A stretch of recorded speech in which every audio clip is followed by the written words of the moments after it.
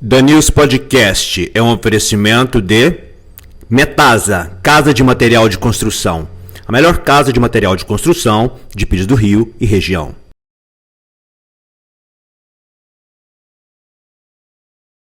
Eu estou aqui com Andréa de Gregório e, por incrível que pareça, ela ia ser a minha primeira convidada. Só que desencontros aconteceram, a mudança dela, mas que a gente vai saber daqui a pouquinho. Primeiro eu quero que você se apresente. Oi, gente, tudo bem? Em primeiro lugar, obrigada Eu que agradeço demais. você, minha querida. Você sabe que a gente é amigo desde sempre, né? Desde sempre. Eu Desde já tinha uma adolescente. admiração assim por você antes até da gente se conhecer. Nossa, que coisa maravilhosa, né? Nossa, bom demais. Eu lembro porque Pires do Rio era muito festivo. Sim, Pires do Rio era muito movimentado do interior do sudeste goiano, dessa região que todo mundo fala Estrada de Ferro. Pires do Rio ficava muito em torno, as famílias ficavam muito em torno, também hoje ficam, em torno do country club, dos carnavais, né? Quantas e quantas pessoas vieram para Pires do Rio e passavam, eu vou para o carnaval de Pires do Rio. Não era Caldas Novas, não era Orizona, não era Urutaí, gente, não desfazendo das outras cidades, mas era Pires do Rio. A gente fica louco para que volte até para os filhos, para os afilhados, para os sobrinhos aproveitarem. Mas Pires do Rio já foi uma cidade festiva. E a primeira vez que eu vi a Andréa, confesso, primeiro foi uma propaganda que ela fez de TV, que acho que era época de Natal, não era? eu acho que sim. Eu acho que era época de Natal. Houveram várias. Mas a que me marcou foi Aham. essa de Natal. E também me marcou muito, às vezes, como a minha formação é católica, e eu ia muito à missa, até mais que hoje eu vou, mas hoje eu vou assim com certas consciências. é, eu via você entrando com a sua irmã, que é a Edilene. E o que marcou na época é porque eu sou muito visual e eu olho muito o que as pessoas usam, mas independente se está certo, se está errado, ou se é bonito, ou se é feio, se é chique, ou se é caro, se é barato, botas. Elas foram uma das primeiras meninas que usaram botas assim no joelho, que eu achava nas 7/8 que eles falam, que era interessantíssimo. Mas eu quero, antes da gente começar a conversar nessas particularidades boas que a gente tem na vida, fala um pouquinho da sua. O que você está fazendo hoje? Então, gente, prazer enorme estar aqui, né? Eu sou Andréia, ele já falou. Eu sou nascida e criada em Pires até os 15 anos de idade. E aí, naquela época, a gente precisava ir embora para estudar. Então, eu fui para fora, fiz faculdade de educação física e fui morar na Inglaterra. Fiquei lá 6 anos. Muita gente sabe dessa história. Eu fui bailarina, fui atleta de vôlei, estudei terapias corporais e tive uma vivência longa lá fora. Fui para a Índia estudar Você chegou a ficar quanto tempo yoga, fora? 6 anos fora do Brasil. Sem voltar? E ficou Então, direto? naquela época, gente, não dava para ficar indo e voltando. E o nosso dinheiro não dava, era raro quem ia. Os meus amigos da dança, os bailarinos que iam, ficavam 3 meses e voltavam pedindo, pelo amor de Deus, eu quero a comida da mamãe. E eu, como sagitariana, muito guerreira, Persistente. persistente, sofri um ano lá sem vir. Nesse primeiro ano foi bem difícil, mas eu fiquei. Eu tenho um pai ainda vivo maravilhoso e uma mãe, e ele me deu muito apoio. Quando eu me formei em educação física, eu sempre gostei muito de estudar, muito curiosa, e eu sempre gostei de trabalhar com terapias. Então, terapias manuais, biodança, bioenergética, eu ia atrás de tudo, sempre fui muito estudiosa. E aí eu falei para ele, olha, eu não quero parar de estudar, eu quero ou ir embora para o Rio de Janeiro fazer físio, porque também gosto de reabilitação, ou eu vou para a Inglaterra, que esse é meu grande sonho. Ele falou, então corre atrás. Olha Vai que atrás maravilha. de uma escola que eu te dou a passagem e um curso de inglês. Então tinha aquela história de você fazer um curso de 3 meses intensivo. Você ia, a princípio ficava na casa de uma família, fiquei por pouco tempo, porque era muito difícil. E daí depois aluguei um quarto numa casa e em 3 meses eu estava fluente em inglês. Sério? Naquela época, você não estudava inglês. Eu tinha Sim. feito um ano de física, que era fraco e tudo, mas em 3 meses eu estava fluente. E eu comecei a trabalhar, estudar, fazer aula de dança também. E bom, numa cidade interior. Depois eu mudei para Londres, fiz um curso de mímica com um cara famoso, uma mímica brasileira chamada Denise Stoklos, Denise Stoklos. famosa até hoje. Até hoje. Estudou lá. Então ele me deu super atenção. E foram 3 meses intensivos de novo, era o dia todo. Aquilo foi muito bacana, porque eu era da arte, da dança, do teatro, queria dançar Sempre lá, foi, né, André? sempre fui. E aí eu fiquei esse tempo todo sem vir. Depois de um ano eu vim. Mas minha mãe em depressão, aquela história, eu falava. E outra, gente, não tinha internet, não tinha celular. Não Você ligava tinha. de 15 em 15 dias, porque era muito caro. E aí E ela eram falou. raras casas que tinham até telefone fixo. Então aí ela falava, a gente se falava, né? Ah, vem, vem. Eu falei, bom, eu vou, mas eu quero uma passagem de ida e volta, porque ainda não fiz o que eu queria. Então eu tinha essa força, essa coragem. As palavras de lá, as pessoas de lá falavam para mim, nossa, você é muito guerreira. E uma coisa que eu fiz lá foi não arrumar amigos brasileiros. Gente, me perdoem, mas não era preconceito, é porque eu tinha um Você foco. queria estar Eu junto tinha para aprender a foco. língua, Eu não queria os beber, eu costumes. não queria farriar, eu queria estudar. E eu queria focar na coisa da espiritualidade também com o yoga. Então eu tinha um sonho de ir para a Índia e eu precisava trabalhar para juntar dinheiro. Então eu vim e depois eu nunca mais vim. Depois eu fiquei 5 anos sem vir. E eu trabalhei na Inglaterra, estudei, trabalhei numa casa de ópera chamada Coliseum, a segunda casa de ópera de Londres. Olha que interessante. E aí eu assistia às óperas e podia fazer aula de balé. Eu trabalhava nas coxias, ajudando na troca dos bailarinos. Então, Que vivência, foi uma que experiência vivência. maravilhosa. E o que eu fazia para melhorar o inglês? Eu lia livros dessa grossura, de teosofia, filosofia, Madame Blavatsky, Gurdjieff, sufismo. Imagina, uma menina nova, de 20 e poucos anos, fazia esse tipo de leitura. Era desse universo. E depois eu consegui juntar, fui trabalhar na Espanha por 6 meses, no musical. A gente fazia 2 espetáculos por dia, viajava de ônibus, uma turnê. Realizei meu sonho com a dança. Que E maravilha. juntei, não gastava um tostão, juntei tudo, era dólar. E aí depois eu fui para a Índia, fiquei 7 meses lá. E essa viagem foi fantástica, porque, gente, dinheiro nenhum paga cultura, né? Não Eu paga. falo que eu não guardei dinheiro, mas é o que eu vivo de cultura, e até hoje eu estudo muito. Eu conheci o Dalai Lama do Tibete. Eu fiquei 3 meses no norte da Índia, num lugar chamado Dharamsala, que é famoso, os europeus vivem lá. E conheci ele, assisti aulas budistas e tudo mais. E mais importante para mim, criada no catolicismo, católica que sou, embora muito espiritualista, Uhum. né? A gente teve essa criação muito forte aqui, vou à missa ainda hoje aqui. Eu conheci a Madre Teresa de Calcutá. Olha. E isso foi numa época que a gente não tirava foto, gente, não tem registro.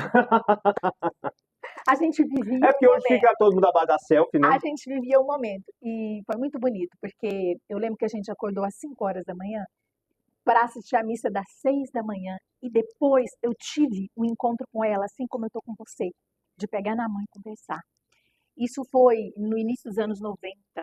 Ela faleceu logo depois, acho que em 91 ela faleceu. Então tem tem história, mas muito bacana essa fase, foi muito maravilhosa, né? E interessante, né? Porque o yoga está na minha vida até hoje, né? Quando você estava na Índia, você sentiu muita diferença? Cultural, Isso. muito. Sabe o que eu senti muito É bacana, lindo, né? linda, Kiara? Eu tinha uma impressão de que nós, no Brasil, éramos terceiro mundo. A gente tinha uma dificuldade para trabalhar com arte. Era tão difícil aqui, era uma época que o dinheiro era muito precário. E aí eu fui para a Inglaterra, lá era primeiro mundo total. Quando você chega na Índia, você faz uma diferença. Você entende que o Brasil não era terceiro mundo. O Brasil estava muito caminhando num processo bom. A Índia, naquele momento, isso tem 30 anos, né? A Índia estava para o Brasil, assim como o Nordeste era na época que era muito pobre. Sim.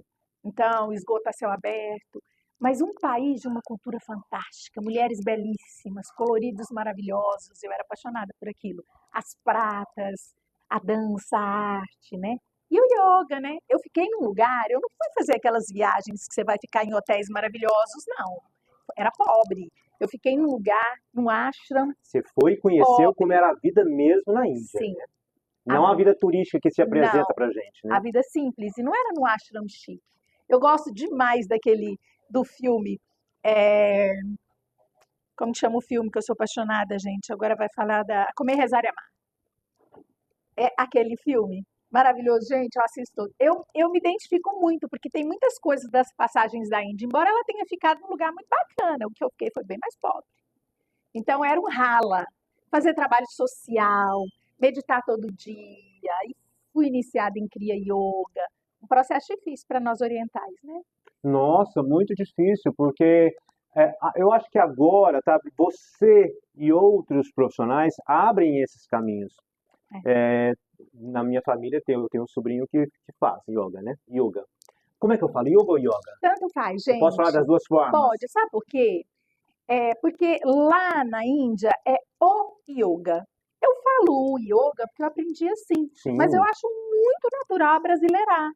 Então você pode muito bem falar no Brasil a yoga. Eu falo o, mas não é para ser chata, é porque eu aprendi assim. Sim, lógico. Mas tanto faz. Pois é, aí meu sobrinho faz o yoga, é júnior, é muito importante, bom demais da conta. É interessante porque você se autoconhecer, né? É, desculpa, cortou. Pode entrar aí, gatinha. Passa, Flor. Tudo bem? Lindeza. Lindona. Então, aí acontece o seguinte, por exemplo, essa questão, aí você veio para o Brasil, me conta, depois que você passou essa época, você veio para o Brasil. Sim. Aí você veio para o Brasil, casou, Eu fui para Goiânia, né? foi para Goiânia. E aí eu comecei a trabalhar com isso, né? Com workshops de trabalho corporal com a dança, né? Porque eu fiz New Dance lá. Naquela época, eu era bailarina, quando eu fui, o Quasar começou. Sim. Que é o Henrique Rodovalho, que é o diretor até hoje, é meu amicíssimo de coração. A gente trabalhou juntos antes. Nós tivemos uma companhia de dança na faculdade. Que interessante. Na época da faculdade, a gente tinha ele e uma amiga, a Valéria Figueiredo, que hoje é professora na Federal, no curso de dança da Federal de Goiânia. E eu fui embora e eles montaram o Quasar. Então, quando eu voltei, tinha essa oportunidade de voltar para o Quasar, mas eu fui tomando outros rumos.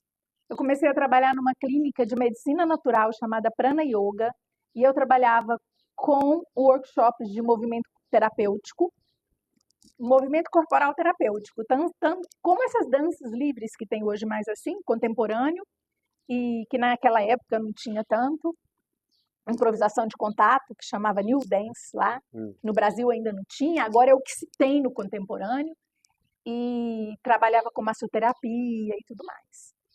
E aí eu casei, né?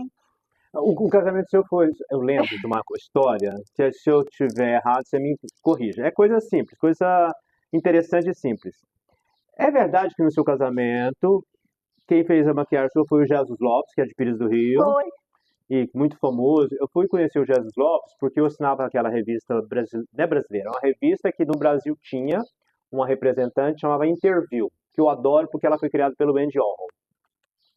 E teve uma matéria, quando eu fui para o Rio, eu comprei essa revista e apaixonei na revista. Aí chegou no Brasil, eu comprei a revista, inclusive até o marido da Giana Goulart, ele sempre me emprestava para ele a revista pela ele. Ele era solteiro, mas é uma revista interessante. Maravilhoso, eu lembro. E aí acaba que eu li uma matéria que o Jesus Lopes já estava, tipo assim, ele estava resplandecendo no Rio de Janeiro, estava no ápice dele no Rio de Janeiro. Aí eu lembro assim, nossa, André casou e quem arrumou ela foi o Jesus Lopes. Foi tão engraçado, porque esse casamento foi um casamento muito rápido. Porque eu tive outro casamento aqui, vocês sabem que foi um casamento longo, que muito importante para minha vida. Lógico. Muito. E na realidade, o primeiro casamento, a gente com essa criação muito rígida que a gente tem, hoje eu entendo que eu casei da primeira vez para ser mãe. Porque eu queria ser mãe. Cheguei naquele momento biológico seu, eu quero ser mãe. Alucinada para ser mãe. Mas eu não tinha coragem de ser mãe solteira. Eu precisava casar. E a minha família não queria aquele casamento. Sabe aquele olhar de pai e mãe que fala, não vai dar certo esse negócio? E eu insisti. Mas o pulsar de ser mãe falou mais alto. Queria ser mãe, não tinha coragem de ser mãe solteira, porque na verdade eu tenho essa alma de artista, essa alma terapêutica, mas eu não tenho essa liberdade toda, eu tenho uma criação rígida.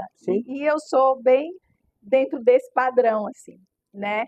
As pessoas acham que eu vivi muitas experiências amorosas. Não, não é assim, gente. Eu sou essa pessoa espontânea, mas eu tive poucos. homens, na verdade, na minha Uhum. vida, poucas pessoas. Então, esse casamento durou pouco, durou 3 anos só. E quando eu me separo desse primeiro casamento, a minha primeira filha, a Jade, tinha 7 meses. E aí você tem aquela depressão, aquela coisa, e eu venho para Pires. Aí quando eu volto da primeira vez. Eu queria lembrar do casamento, que eu achei uma coisa assim interessante, que aí também Mas você vai aí me tem uma história corrigir, bonita dele, que dá para falar. ele fez a sua maquiagem e tudo, e você é uma Fui a pé. igreja perto do Castos Foi Hotel, não é muito isso? legal, E gente. você foi descalça, é isso? Foi. E aí, gente, era assim, era muito moderno, porque era um vestido reto, ele era muito bordado, mas era reto. E era uma plataforma que eu mandei fazer esse sapato, que eu queria ser moderna, né? E aí não dava para ir Você atravessar é a moderna, rua. para. E aí, gente, eu peguei esse sapato na mão. E aí era cabelão a vida inteira, eu atravessei correndo a avenida, assim, sabe? Com aquele vestido lá. Então foi Ai, que falta a Gente, internet não nessa tinha época. vídeo, ia ser muito legal, não tinha Ah, mas só vídeo. isso foi tão memória, porque Foi, as pessoas comentaram comigo. foi. Mas você sabe que é uma coisa interessante? Esse casamento ele foi feito na igreja ortodoxa, lá da República do Líbano. Então, eu tenho uma coisa muito engraçada comigo. Eu nunca casei na igreja católica, porque eu casei no papel. Sim. Dessa vez, numa igreja ortodoxa. Quando eu casei da segunda vez com o Dean, a gente queria casar em casa. E aí sim, foi uma festa linda. Não, eu fui padrinho. Você foi Dá padrinho. licença? Foi linda, foi uma festa. Meu pai fez uma festa linda. Foi muito bonito, ele foi muito legal. Foi lá pedir a mão, foi um movimento bacana. E aí teve essa festa muito bonita. E aí foi o casamento, né? Só que eu queria um padre que fosse em casa, gente. Eles não vão, eles não iam. Eu não sei se, eu acho que ainda não vão. E aí, como a família do Dean é evangélica, acabou que foi um pastor. Agora você olha que coisa interessante. É muito interessante. Eu casei 2 vezes, mas eu não casei na igreja como eu tinha um sonho. Porque toda romântica, Tudo é incurável, romântica, católica, não casou na igreja católica. Dá um filme, hein? é muito bonito. Aliás, tem muitas histórias bacanas. Eu tenho umas amigas da psicologia, né? Porque aí eu estudei, né? Não tão recentemente, já tem uns 15 anos que eu venho estudando psicologia. As pessoas Olha, não sabem gente, disso. é. Eu estudei primeiro, eu fiz um mestrado em psicanálise. A psicologia é interesse meu desde a minha adolescência, porque a gente teve questões de doença na família importantes. Sim. Então eu sempre li muito sobre, eu sempre estudei muito. E aí eu vim depois fazer essa formação, esse mestrado. Mas muito legal, Freud, Lacan, estudei tudo isso, mas não batia muito com a minha alma. E aí, há 5 anos atrás, eu me deparo com Jung. Foi meio que mágico assim na minha vida, porque abriu assim um horizonte, porque é tudo que eu sempre acreditei. A filosofia e a ciência dele, porque as pessoas acham que não é, mas é ciência, tem tudo a ver com tudo que eu já estudei na minha vida, tem a ver, ele estudou os orientais, ele estudou os povos originários, ele estudou muito, muito, muito. E trabalhou muito também com psicanálise, né?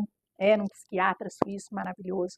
Então eu fiz, depois 3 anos então eu fiz 2 anos de psicanálise, depois mais 3 anos de psicologia junguiana.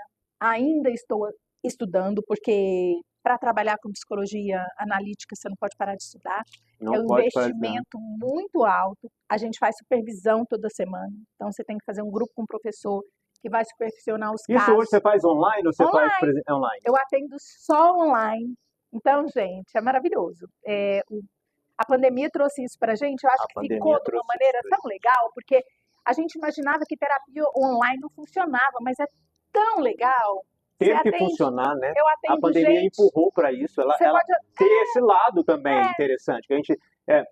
tudo que acontece, eu acho que tem os dois lados. Tudo tem. Um namoro que termina, um casamento que termina, uma amizade que finaliza, ela tem outros lados também. Assim como também aconteceu. A pandemia, eu acho que ela foi um divisor de águas. Quando tem um rapaz que eu sigo no Instagram, e ele falava assim que ia ser o novo normal. Eu não sei se era o novo normal, ou sei se ainda é o novo normal. Mas mudou muita coisa, né, Andréia? Sim, Tudo veio muito à tona, tudo. né? E inclusive até mesmo essa questão do estudo. Uhum. Porque antes a gente até acreditava assim, não, online não vai dar Não certo, funciona, não vai funcionar. Teve que funcionar teve que na marra. funcionar. E tem escolas Tanto é que eu estou fazendo maravilhosas. jornalismo online. Fiquei muito feliz de saber isso, da sua cara. Tem escolas maravilhosas, escolas sérias, híbridas, né? Esse pessoal que eu estudo é do IGEP, Instituto Jungiano de Ensino e Pesquisa, é de São Paulo. E eles fazem um trabalho híbrido. Então, quem está lá faz presencial, quem está de cá, tem gente do mundo inteiro estudando.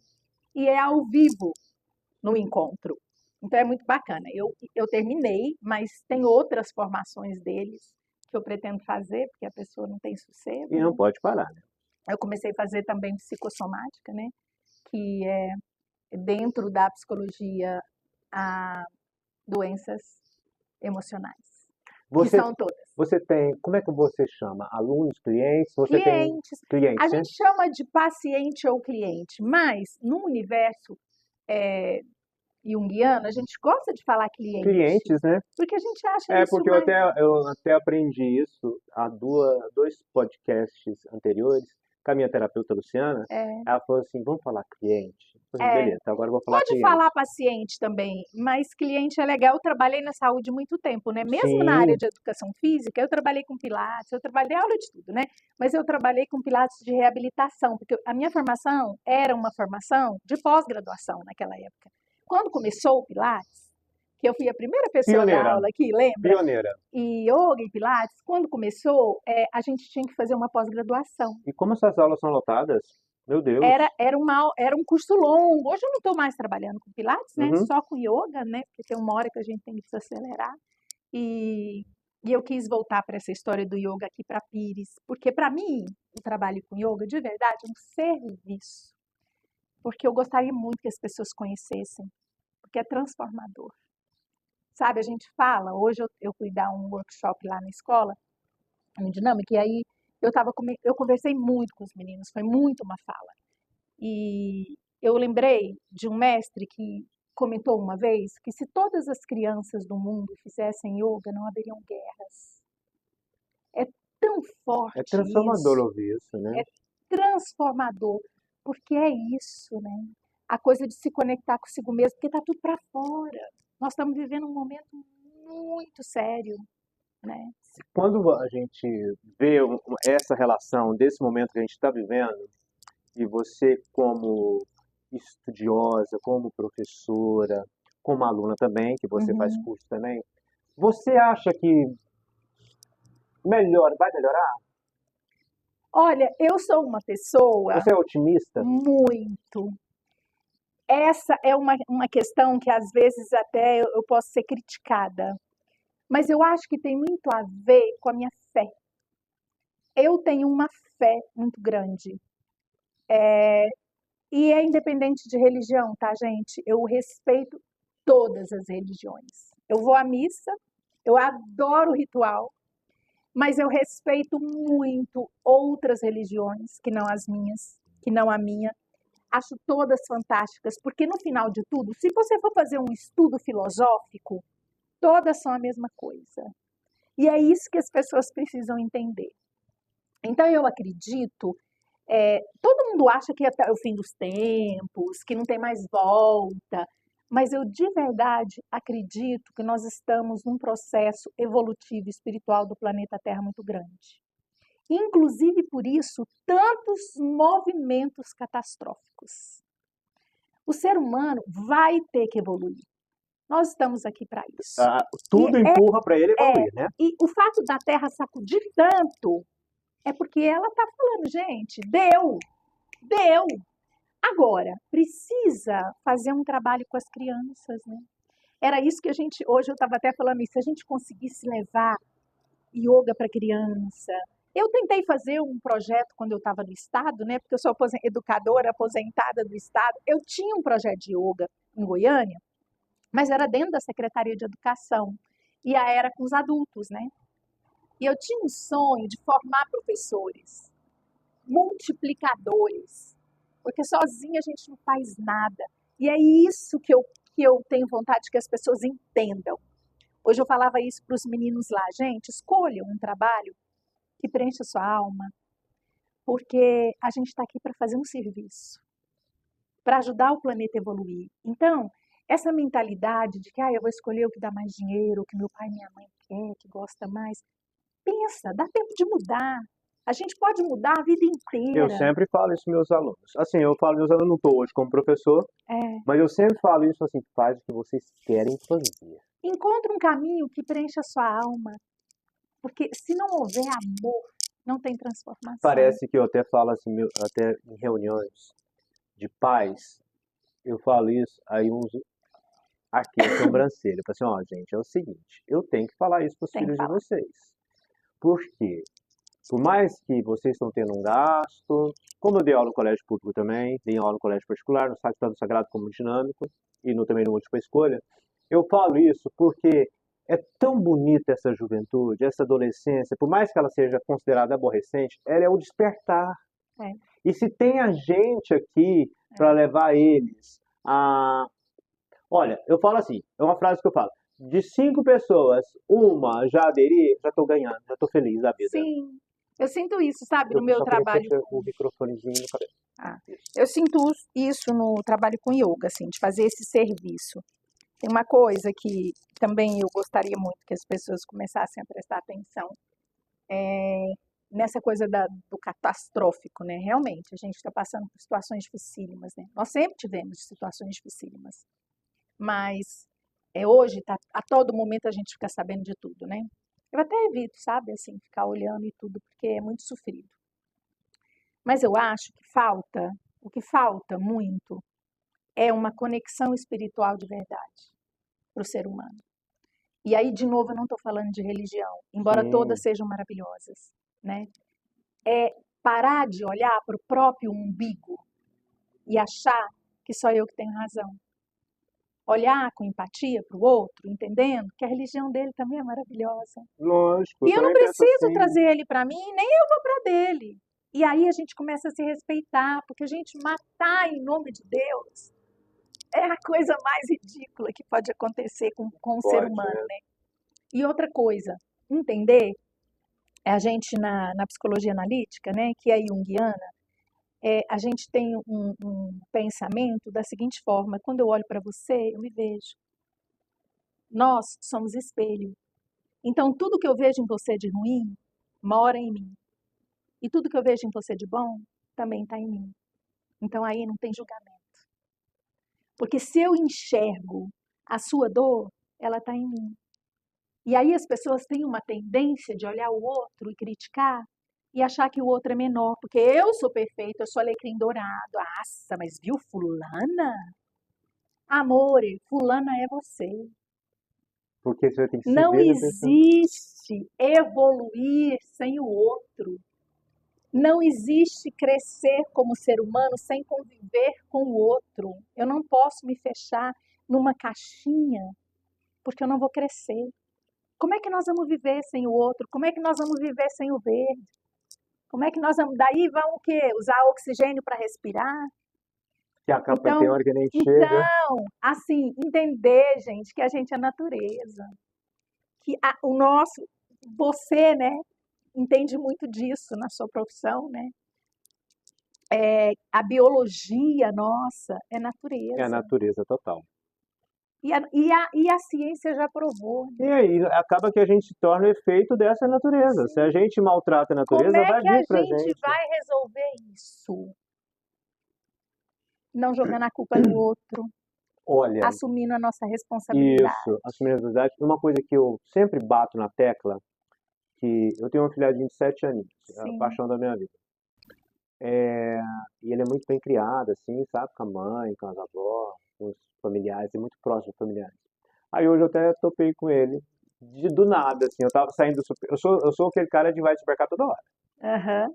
Eu comprar uma Comprar aos rosca, eu poucos. comprar um pão, eu tenho essa mania. Porque eu gosto de contato com pessoas, porque como eu gosto de comunicação, eu gosto de conversar com as pessoas e parar, sentar e conversar com elas. E eu faço isso muito até com as meninas que trabalham na panificadora. Legal. Um beijo para vocês. Que Legal. elas Eu acessam. também gosto de conversar quando eu E aí acontece o seguinte, na hora que eu estava saindo do supermercado, meu filhado estava pulando, brincando, na tipo, Dindo! Ele já veio me abraçar, é um amor de pessoa. Por que que eu estou falando isso? Porque nós somos muito responsáveis de passar essa imagem para as crianças, né? A criança não nasce com não. preconceito, com racismo, com fobias. Uhum. Então, ela se assemelha ao adulto e passa a enxergar aquilo como o adulto colocou para ela. Então, quando a criança não, ela tem um ambiente, lógico, não existe, eu acho que é muito difícil existir um ambiente de total harmonia. Tem umas desavenças, tem uma rusguinha com o irmão, com a irmã, com o primo, existe, lógico, ninguém é perfeito. Mas quando você tem um ambiente onde tudo flui, onde é conversado, né? Igual tem uma questão importante, que os pais hoje, muitos pais, porque a internet está muito presente na vida das crianças e hoje a gente está tendo um movimento até de tirar o celular. Muito sério isso. A gente vê que eles não conversam com os filhos sobre sexualidade, as funções sexuais, né? Lógico, eles podem estar leigos nisso, porque a gente como pessoa, eu dou aula de biologia, não estou como professor de biologia, mas me considero ainda, Uhum. então eu sempre falo, e é uma coisa que gera curiosidade. Sim. Andréia, é muito louco e ao mesmo tempo muito interessante você ver a atenção que os meninos têm quando ele vai falar de sexo. Biologicamente, aí eu falo assim, ó, meninos, eu vou conversar com vocês a linguagem científica, mas senhora que eu vou ter que falar uma linguagem considerada chula para vocês entenderem. Uhum. Que é a linguagem que de repente eles se comunicam. Por que eles se Popular. comunicam, né? Hoje melhorou muito essa relação entre os jovens, porque antes eu sou de uma geração que tinha fila de meninos e meninas. Sim. Hoje praticamente eu acho que só pode ter alguns colégios, mas já é tudo misturado, às vezes nem tem fila, porque existe uma empatia entre eles, que hoje você vê assim, coleguinhas, meninos com meninas juntos, Sim. amiguinhos, que tinha uma época que era assim muito separadíssimo. E tinha uma época que eu achava muito interessante, você era de uma época também, é de uma época onde que eu te via, você era muito as amigas, era uma assim, não era? Um grupinho. E eu via ali no Sagrado tinha como eu estudei minha vida toda no Colégio Sagrado, eu também. naquela parte principal do ginásio, tinha onde batia para casa do Dr. Frota, que Sim. tinha a Paula Kelly. Então, hoje, olha que legal, nós vamos nos encontrar. Ah, que interessante. Nós somos um grupo de umas 5 mais frequentes, porque tem algumas que estão em Goiânia, né? Mas a gente tenta se ver pelo menos uma vez por ano. E ultimamente eu estou fazendo um exercício. A maturidade ela traz isso para a gente. Uma urgência de contato com os amigos. E eu acho que é um exercício. Eu não sou essa pessoa que tem essa facilidade, eu sou muito caseira. Embora eu seja assim, de conversar, espontânea, eu sou muito caseira. E eu tenho feito um exercício muito grande para chamar as amigas para a gente se encontrar. É importante. E a gente tem essa turma da infância, eu falo infância, porque era o início da adolescência, né? Que a gente é amiga, nós somos amigas até hoje. Nós temos um grupinho e hoje nós vamos encontrar várias de nós. Tem um evento lá no Turunas. Que maravilha! Que eu não fui desde que eu voltei, né? Estou aqui há 8 meses nesse espaço aqui. Então nós vamos encontrar. E às vezes a gente vai, quando está todo mundo aqui, vamos encontrar, a gente encontra num barzinho, a gente se reúne. E isso é maravilhoso, né? E era muito interessante que a Paula Kelly, assim, eu tenho essa visão dela, né? Aquela imagem fotográfica que fica na cabeça da gente.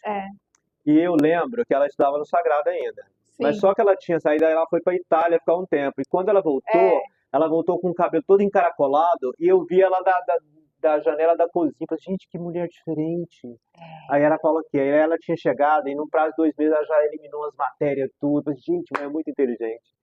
Eu achei interessante. Muito legal, né? E tem umas histórias assim que a gente vê. Você é muito histórica, né, Andréia? Você desenvolveu isso com a sua personalidade, né? Não só sua, mas também junto à sua família, né? Graças a Deus eu tive uma abertura cultural, né? Uma abertura para a coisa da cultura. Embora eu tenha tido uma criação rígida, a gente foi muito estimulada a estudar. né? Era assim, até as meninas. Vocês vão trabalhar, vocês vão estudar, vocês vão para frente. E aí, isso até hoje, né? Então, todo mundo foi estudar, todo mundo foi trabalhar, todo mundo continua, né? E eu sempre fui muito curiosa. Eu acho que essa coisa da curiosidade, né, tem a ver sagitariana também, com uma energia para fora, né? Embora eu tenha uma introspecção muito grande, né, que as coisas filosóficas me Acho que é de interessam. Sagitário, hein? Também. Tem um fã seu, que é conhecido nosso, Ah, que é o Neto Crisanto. Aí ele falou assim, eu adoro adoro. quando você fala assim, que a Andréia fala assim, eu adapto fácil aos lugares. Eu levo essa frase pra minha vida. É, eu tenho essa flexibilidade. Você sabe quando as pessoas falavam assim para mim, mas você é do interior, e aí você morou em Goiânia, aí você morou em Londres, aí depois você voltou para Pires do Rio. Como assim? As pessoas não acreditam, Gente, eu né? voltei, é a minha terra. Eu amo aqui. E de novo agora, né, quando as pessoas falam, mas você estava lá trabalhando com neuromodulação, porque é outra coisa que eu estudei, né? Sim, Bacana demais, um trabalho maravilhoso dentro da área da clínica médica, neurociências. Estudei também, gosto. E você não, sim, gente, voltei, estou feliz aqui, adoro, né? Eu falei outro dia isso, fazendo uma caminhadinha lá no videozinho, que eu lembro uma vez de ouvir numa leitura que o lugar onde a gente nasce, ele tem absolutamente tudo que você precisa para viver. A natureza proporciona absolutamente tudo que a gente precisa. É tão forte isso quando você para pensar que, embora a gente deseje ir para conhecer, para crescer, para evoluir, a gente pode voltar e trazer o que a gente conquistou para dividir com os outros, porque afinal de contas é para isso que nós estamos aqui. você acha que esse imediatismo que as pessoas têm dos jovens, né? Você tem filhos jovens, filhas jovens, essa questão de, eu vou embora porque eu preciso ganhar dinheiro, não que eu estou falando das suas meninas, mas porque você é mãe, você tem uma visão diferenciada. Você acha hoje que os pais, eles estimulam isso a se dar bem, entre aspas, ou você acha que você encontra pais que pensam assim, que tem uma linha de raciocínio como você pensa? Eu vou voltar, qual o problema? Não tem problema. Eu acho que, assim, graças a Deus, eu vejo muitas meninas da idade das minhas filhas, principalmente da Jade, que é mais velha, né, já é mãe, a Iana ainda está mais novinha, mas já faz 23, que voltaram, que formaram e voltaram, né? Tem Uhum. muitas hoje, eu acho isso maravilhoso para a cidade. Mas também entendo que nós estamos vivendo um mundo muito materialista. E esse nunca foi meu pensamento. Então, eu sempre trabalhei, uma coisa que me importa muito é cultura. E isso é uma coisa que ninguém tira da Não gente. tira. Então, assim, ok, eu acho que talvez até fale um pouco para mim. Sempre me falaram isso, André, você faz um trabalho maravilhoso, mas você precisa vender, alguém tem que vender isso para você. Eu acho que isso é importante. Sim. É uma coisa que eu tento trabalhar, até no meu processo Até eu tenho analítico. que trabalhar nisso, né? No meu processo analítico, eu sou bem cobrada sobre isso, porque eu faço as coisas baratas, porque eu invisto muito na minha formação. Eu sempre investi muito na minha formação e nunca cobrei o suficiente para isso. Porém, para minha evolução pessoal, trouxe uma riqueza muito grande ser assim. As minhas filhas também foram criadas assim, então elas pensam como eu, né? Que maravilha. Elas estão aqui e eu sempre estimulei que elas fizessem algo que preenchesse a alma e que fossem felizes. A importância que eu acho é que sejam felizes, porque a vida é tão louca, as coisas acontecem de uma maneira tão repentina Repentina.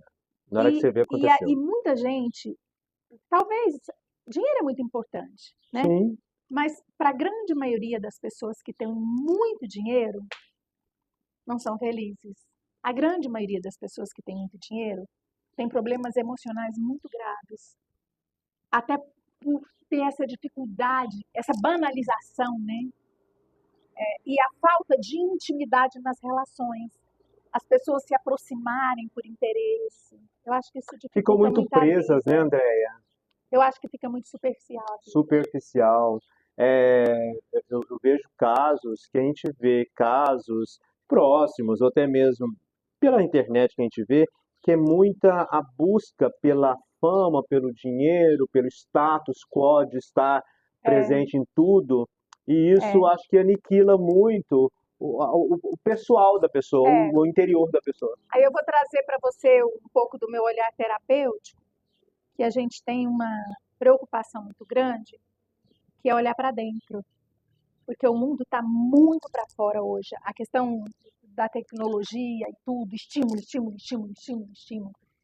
E eu sinto isso que quando a gente pede para as pessoas fecharem os olhos, elas ficam desconcertadas. Então, assim, a necessidade de parar, de fechar os olhos, a gente faz isso no yoga, né? A gente faz a aula com os olhos fechados, para que haja um olhar interno. Quando você começa a olhar para dentro, você vai perceber as sensações do seu corpo, as emoções, os sentimentos, os pensamentos atravessando, entrando e saindo, e escutar a sua respiração, escutar as suas dores, os seus sentimentos, porque a gente quer camuflar. E aí, acho importantíssimo tratar, quando precisa de medicação, usar, mas mergulhar fundo nos nossos processos existenciais.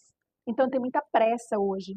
Existem até muitas linhas terapêuticas que todas são ótimas, tá?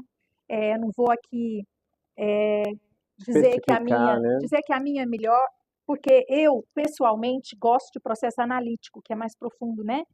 Como veio a psicanálise e a análise junguiana também, né? Que é a psicologia analítica, é um trabalho de profundeza.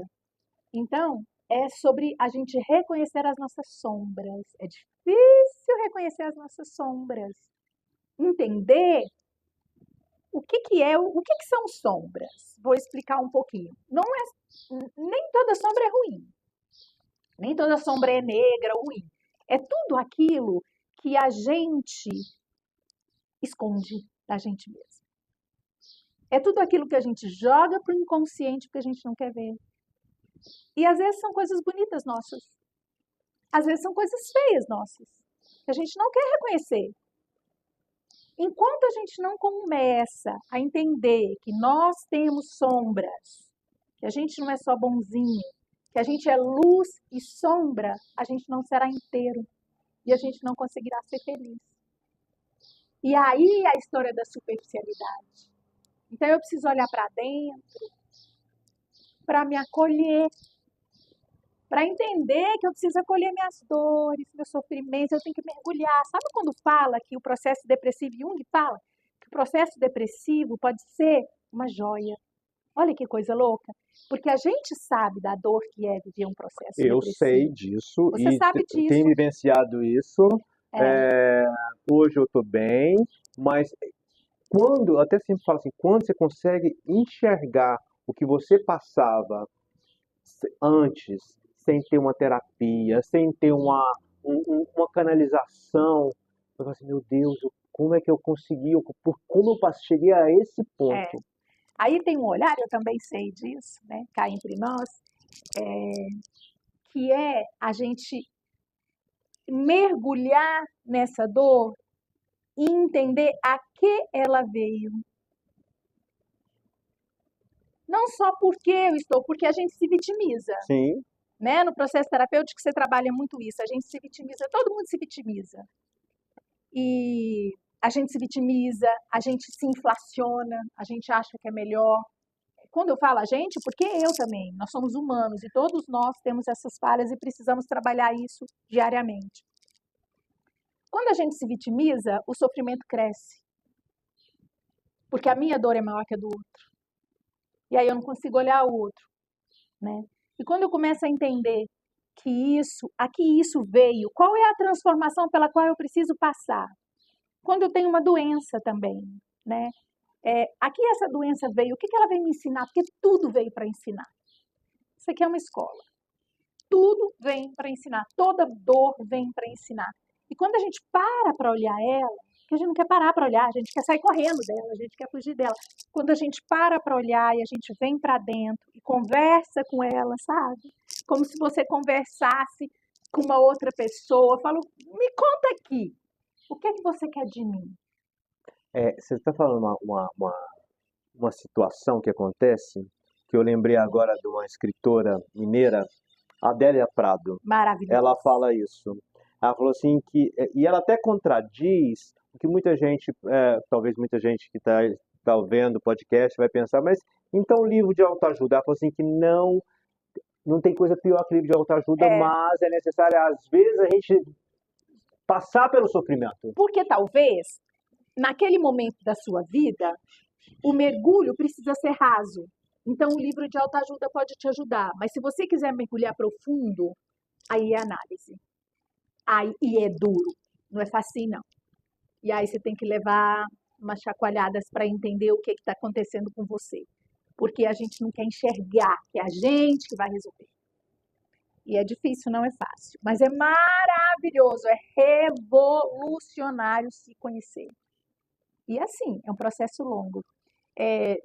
Na psicologia analítica, Jung fala que o terapeuta, gente, não menosprezando os jovens, pelo amor de Deus, ele precisa ter experiência de vida.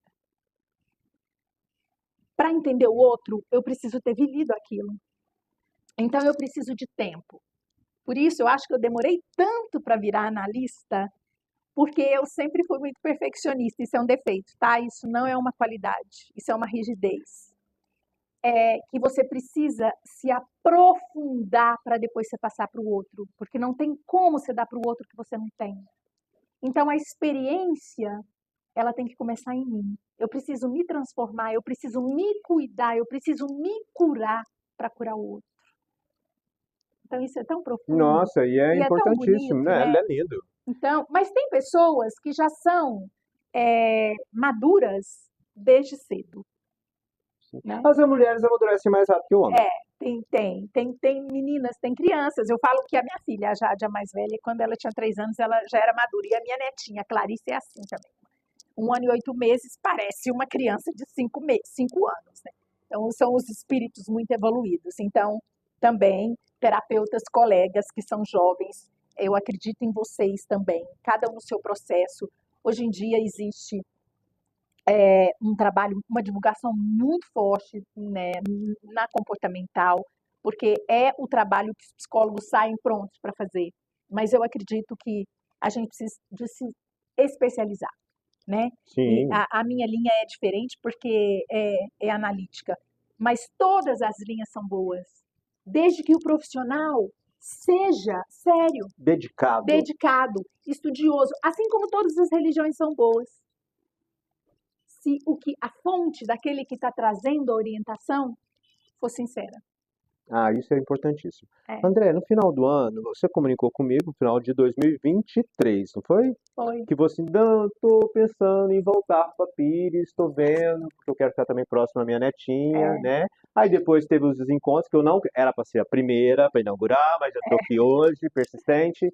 Mas é porque foi os desencontros mesmo, não foi nada que não queria, não. E aí não deu certo, porque também o podcast, eu lancei ele em março, tá? E também foi com pessoas benquistas minhas. Como é que foi a transição? Vou voltar para, por mais que você seja adapta a fácil a determinados locais. Sim. Foi um pensamento que te perdurou um tempo, assim? Assim, vou voltar e aí? Menino, uns 3 anos.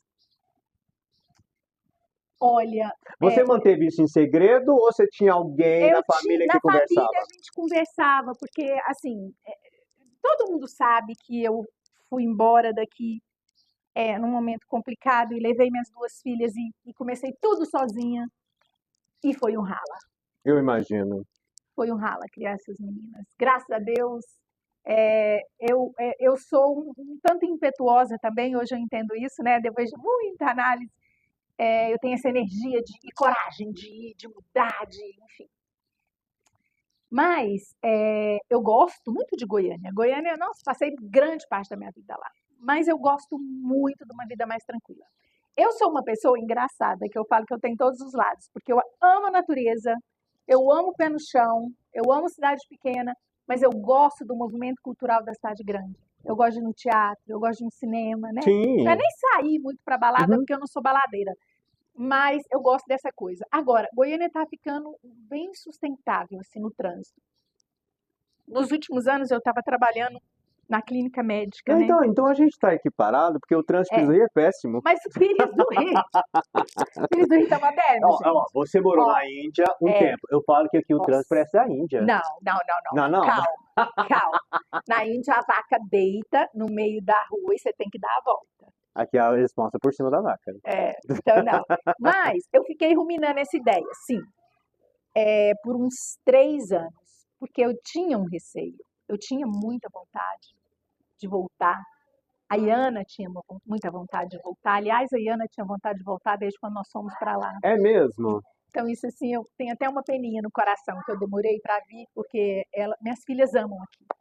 Elas nasceram em Goiânia, mas cresceram aqui. A Ana ficou só até os 5, né? Mas vinha, ia, voltava, ficava com o pai um pouco, ia de novo, aquela coisa.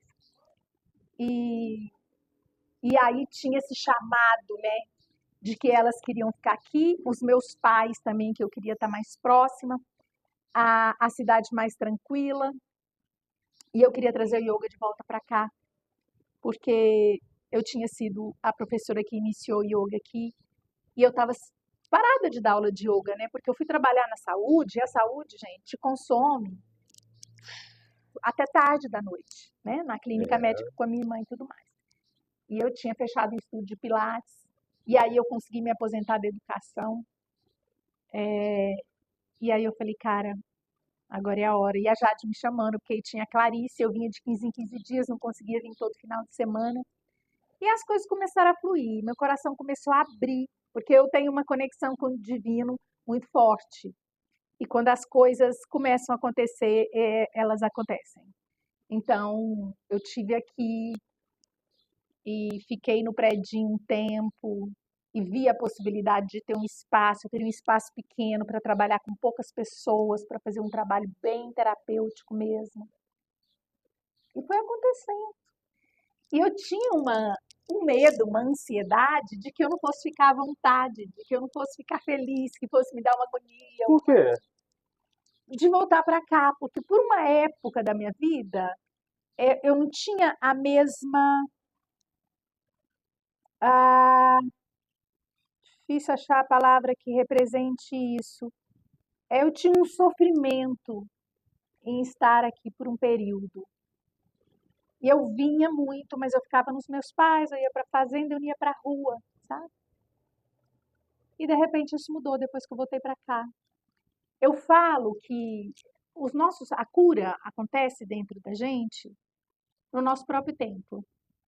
E às vezes a gente imagina que as coisas aconteceram e a gente não está totalmente pronto. E aí que eu digo que a gente tem que se acolher, abraçar o nosso processo individual.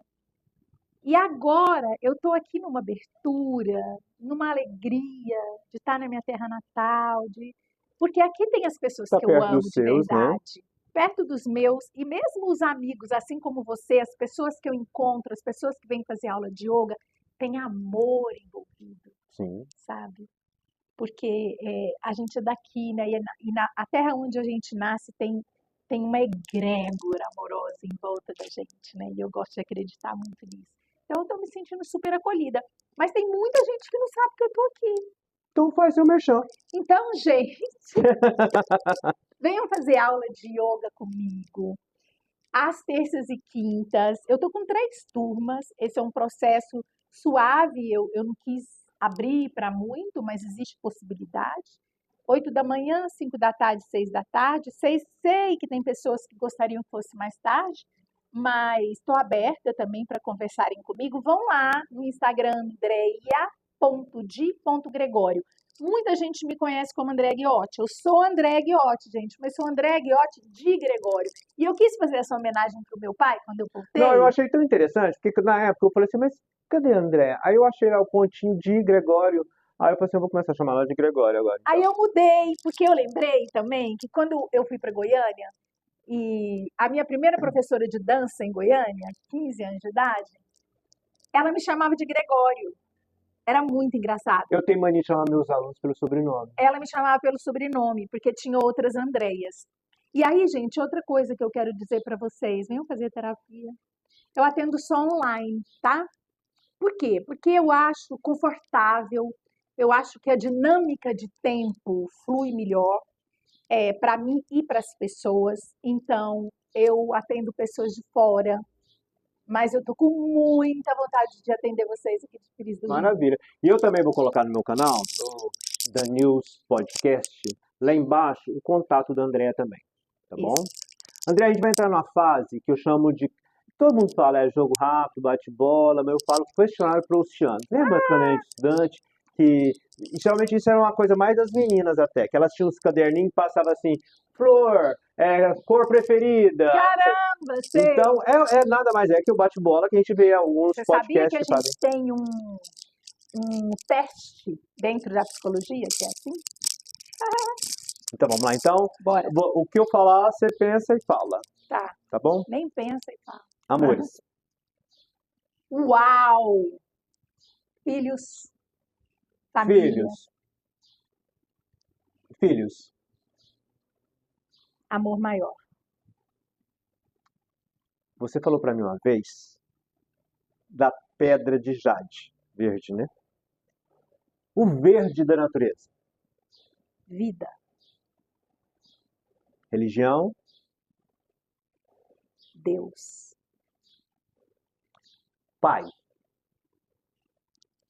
caramba, seu pai, ídolo, sua mãe, rainha, irmãos, amores, amores infinitos também. gatos, felinos, Amo felinos, tem 3.